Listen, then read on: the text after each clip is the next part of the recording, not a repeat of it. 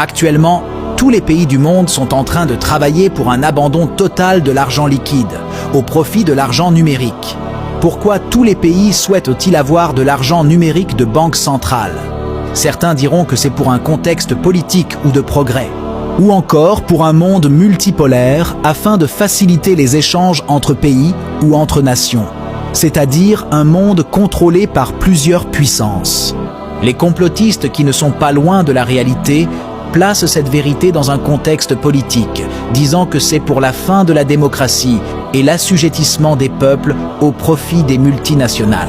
Mais la véritable raison pour laquelle tous les pays du monde entier veulent se tourner vers l'argent numérique de banque centrale, et ce en se pressant maintenant d'une manière inimaginable, est donnée dans la Bible, la parole infaillible de Dieu. Petits enfants, c'est la dernière heure, et comme vous avez appris, un antéchrist vient.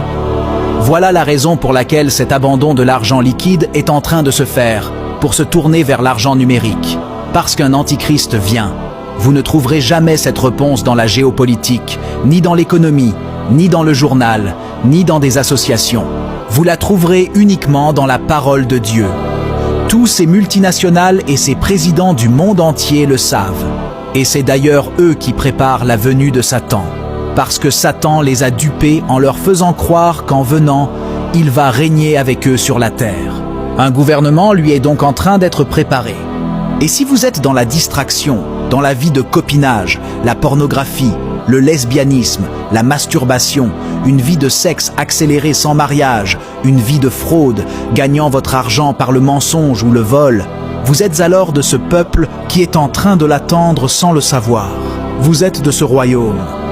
Si vous sortez avec un homme marié qui s'occupe de vous, de vos besoins au détriment de sa femme, vous faites alors partie des gens qui attendent Satan pour régner avec lui. Parce que c'est le style de vie que le peuple de Satan est en train de mener actuellement sur la terre, en attendant leur maître. La grâce est trompeuse, dit la Bible. Vous n'arrivez plus à lire la Bible. Dès que vous commencez à la lire, vous somnolez. Par contre, sur les réseaux sociaux, vous pouvez suivre toutes sortes de bêtises sans jamais se fatiguer pendant des heures. Si c'est ce que vous vivez actuellement, alors vous êtes parmi ce peuple qui attend Satan. Des médisants et des critiqueurs.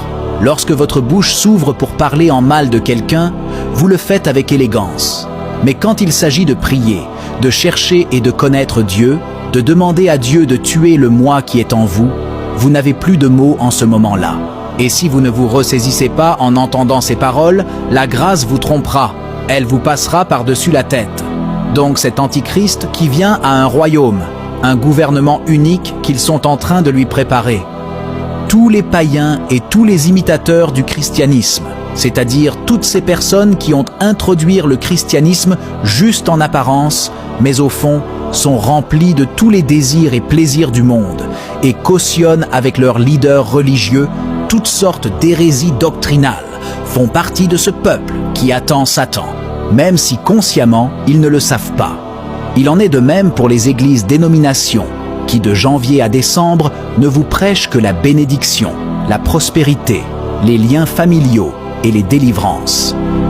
Et cela n'est pas étonnant, puisque Satan lui-même se déguise en ange de lumière.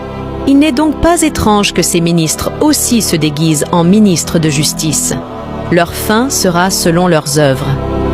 L'argent numérique est donc en train d'être mis en place dans tous les pays du monde pour faciliter la gouvernance de l'Antichrist qui vient et pour faciliter le contrôle de la population.